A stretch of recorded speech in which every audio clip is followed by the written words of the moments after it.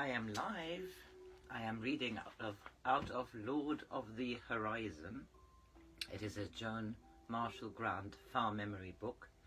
It is her memory as Ra-Ab, who we know from the Eyes of Horus, where they defeated Set. Ra-Ab is now grown up. He has 3 children, Amenemhet, Beckett and Neket, 2 boys and a girl. And we are now in the 3rd part of this book, chapter 2, NORMARCH'S Emissary. The following afternoon I had news. A fisherman had seen Beckett on a grain barge going upriver.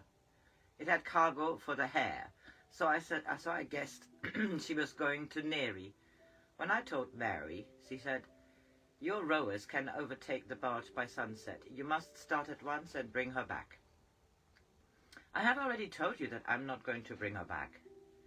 "Ra-Ab, that's nonsense. It's not safe for a child to be alone. And what would Neri's mother think if Beckett were to arrive there, unattended and uninvited?"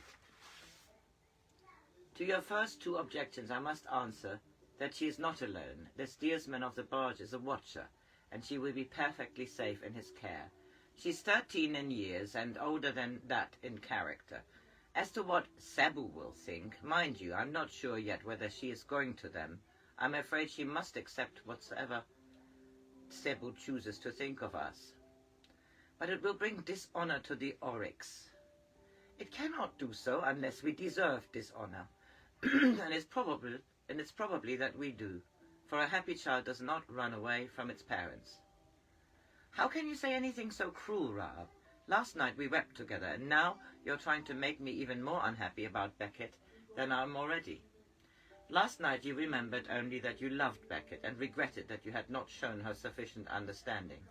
Now she is the only daughter who is being inconvenient, who is doing something which will bring you discredit. Before you and Beckett can love each other, you must see her as she is, not as you wish her to be.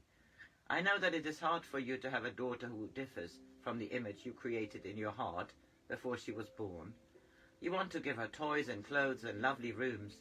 You want to share the pleasures that she could feel for being beautiful. You want to see yourself in her, both as a woman wise in maturity and as Mary, the girl who still waits for a husband. Mary, you're wise and generous and very dear to me, but you must learn to give people what they want, instead of only giving them what you yourself would wish to receive. You expect Beckett to love the jewels you give her, though to her they are dead metal. Yet you have never tried to love her monkeys, for to you they are only a source of disturbance in your household. It needs great wisdom to know the needs of those you love. The desert tribes will barter gold for a handful of salt, but if you gave salt to a man dying of thirst, he would think you mocked him. A tear trickled down her cheek, and she brushed it away with her hand. I was proud of being generous, and now you have me feel that I only give away things that I don't want. Then my words have been traitors to my thoughts. You would give your last handful of millet to any hungry strangers, and I have never known anyone who has a greater power of knowing the hearts of others. I think the only reason why you found it difficult to know Beckett's heart is because you take it for granted that your daughter should be like yourself. With your mind you know that this is not true, yet you still believe it, and in so doing follow the hearsay that man can find immortality through his child. Niam embroidered your dress, but do you think like Niam because you are wearing it? We made a body for Beckett, and now we are sorrowful because she has proved you a fool who expected her soul to be a reflection of your own. In extreme anxiety I waited for further news of Beckett. Although I had convinced Mary that our daughter was going to the hare, I was by no means sure whether this was true. I had sent 2 soldiers to follow the barge with orders to inform me immediately if she should go further than the neighbouring nome. On the 7th day after her departure, a runner arrived to announce that an emissary from the Nomarch of the Hare would reach me before sunset. I was virtually certain this would concern Beckett, but thought it best not to tell Mary until my hopes were confirmed. Late in the afternoon, a carrying litter escorted by 20 soldiers wearing the insignia of the nomarch's bodyguard, entered the outer courtyard. Obviously, the emissary was someone of importance acting in an official capacity. The emissary proved to be Tet-Hinan, Neri's uncle, who had ruled the nome of the Hair until 3 years previously. The boy became nomarch. Tet-Hinan was short of stature and inclined to stoutness, but the laughter wrinkles round his eyes were a true indication of his character. "It is not often that I travel in such state," he said, "but my young nephew insisted that everything be done with proper formality. I was lucky to be allowed to come with a bodyguard of only 20. If Neri had not been so impatient for me to start, he'd have sent me looking like a royal progress. Would it be to display undue curiosity if I were to ask the official purpose of your most welcome arrival, or must that be delivered with all formality?" He looked around to make sure that his attendants were out of hearing, then said, "There's no need for formality between you and me, Ra-Ab. I had to pretend to be formal so long as the men could hear me. Otherwise, it would look as though I didn't respect the boy's wishes. He's a good boy, even though he does take himself rather seriously. I expect you and I did when we were young. Perhaps you still do. But wait until you're as old as I am, and then you'll begin to enjoy the humor of life." "Then I can take it that you do not bring bad news?" "Bad? No. On the contrary, best thing that could have happened. I thought of sounding you on the subject years ago, but decided that if Neri knew what I was doing, it might make him change his mind. Young people are sometimes very contrary, and won't believe that romance and expediency can sometimes be found in the same bed." "Romance?" "Yes.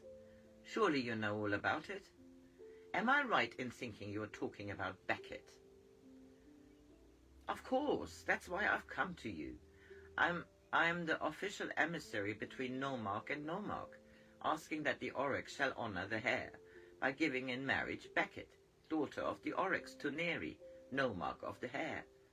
There's a lot more of that kind of thing, all very formally set out in an ivory tablet, which the scribes were working on until an hour before I left home.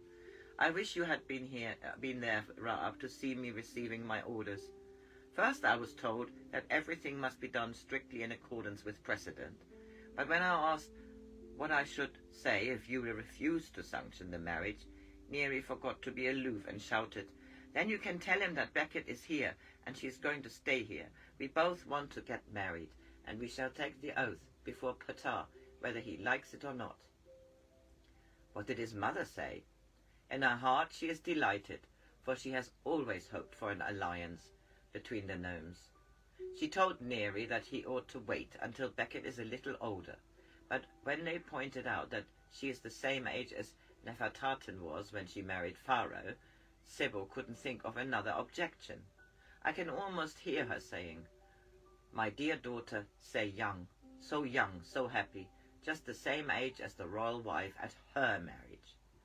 My sister is an admirable, if rather unimaginative woman, and you can be sure that she will be very kind to Becket.